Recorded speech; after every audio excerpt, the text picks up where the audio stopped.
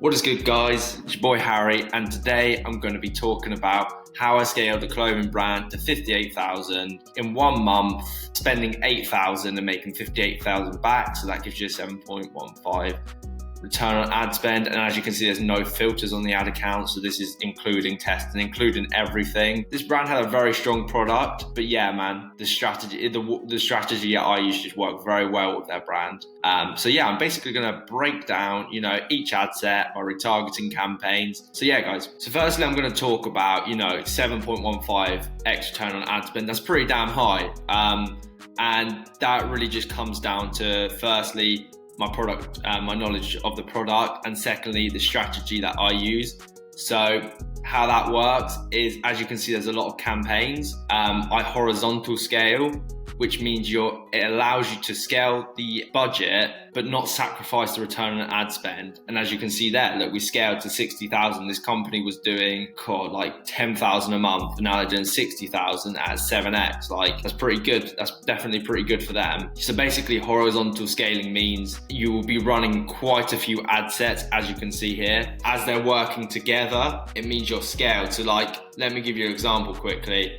So if you go into this ad set here, so as you can see here, 700 spend, this campaign here, I've got 5 different percentage of lookalike audiences, but I only scaled one of them. But as you can see, 5, 10, 15, 20, 25, 30, you're spending £30 a day. So these are all at £5 a day, apart from the £20 one. You're spending £30 a day, but you're maintaining that return on ad spend, because as you know, when you're at a lower return on ads, at lower daily budget, you get better return on ad spend. So yeah, that's my way around scaling while keeping it return on ad spend high. But that begs the question of, how do you scale quite rapidly? Because that's a slow way to scale. Yeah, sure it is. So what I do is I take those ad sets. So as you see these ad sets here, I take 5 of these, the best 5, and then I put them in the campaign budget optimization. And as you can see here, 600 spent, 3,300 made. At 50 a day. So if it works at 50 a day, which this one does, you would then duplicate it again to 100 a day, or maybe like 70 a day actually, and then duplicate it then to 100 a day, and then just so forth until it stops working. For me, I just don't really scale budgets unless I'm using campaign budget optimization, because that just works for me. I guess it is like horizontal scaling in the sense that you've got multiple ad sets. So yeah, that's how I do it. So I could just give you a quick recap of that again. So what I do is take winning audiences, and then I take the best audiences out of that, minimum like 4 or 5, because otherwise CBO doesn't work very well. And then what I do is put it into a CBO, and then that works really well.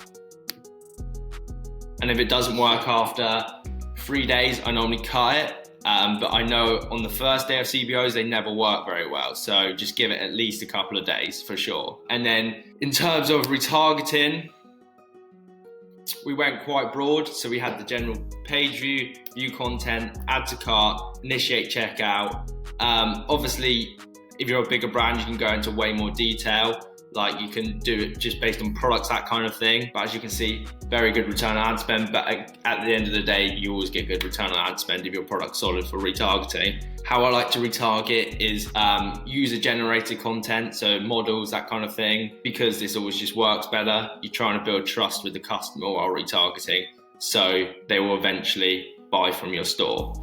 What else have we got? So this is one of my favorite audiences. This is the Instagram and Facebook engagement audience. This is the best audience, I think, personally, if you've got a good brand with engaged followers, because it can become quite big, the audience, because your Instagram can become quite big. You can scale it quite a lot, and it's warm traffic, so it's just, so you can see the return on ad spend there. And then for this, we're running a few creatives. That's how I like to roll with the Instagram and Facebook engagement audiences. I really like to have a couple of creatives, rapidly test them, And that's also sometimes what I use on bigger brands, is to test on, see how they respond. Because chances are, if it works on the Instagram and Facebook engagement audience, it's going to probably work on cold traffic like interest targeting. So yeah, as you can see, very good return on ad spend again. Here's an interest targeting campaign. So as you can see here, I'd shut off all the ads before November, so there wasn't many that were running in this time. But the ones that were obviously did pretty well because they got 5.68 return on ad spend. Again, interest targeting. Again, I mainly use lookalikes on this ad account because obviously they had a lot of data, and purchase lookalike audiences are the best, especially lifetime value. That's like the holy grail. But interest targeting, I do a similar thing. I run them at a low budget, run multiple of them, get about 10 of them. Go in, that's 10 times 5, that's 50 a day already. And then if some of those ad sets work out there, chuck it into a CBO, see how that works, and then just adjust from there.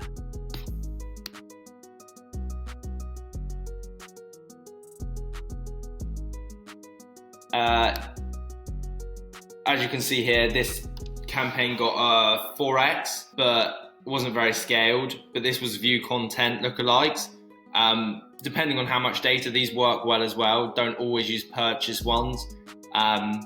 Use as many different types of lookalikes, because sometimes the view content works better than the actual purchase ones, because you've just got so much data there, especially for really big brands. When you just have so much data and view content, they work just as well. So yeah, so again, exactly the same. In terms of scaling stuff like retargeting campaigns, how I do it is I just increase the budget on them. I don't bother duplicating them. I don't bother putting them in CBO. I know sometimes CBO could work well with retargeting if you got, page view content, add to cart, initiate checkout, and purchase. You could easily run a CBO to that. But in terms of creative, it was a very simple creative. Just showed their products. It was very eye-catching. It really stopped you in your feed. Showed their products off nicely, and just in a very short sentence, just said exactly what they were and basically why you should buy off of them. So with my strategy, you do have to be patient, and the ad account does have to be your full-time job.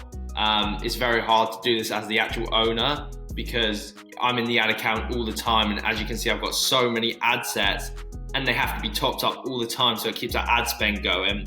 I'm constantly making new ad sets. So if you want help implementing this strategy, book a call with me below, and I can see how I can help your business and see if we can work together for the long term. So yeah, guys, hope you enjoyed the video. So yeah, guys, see you later.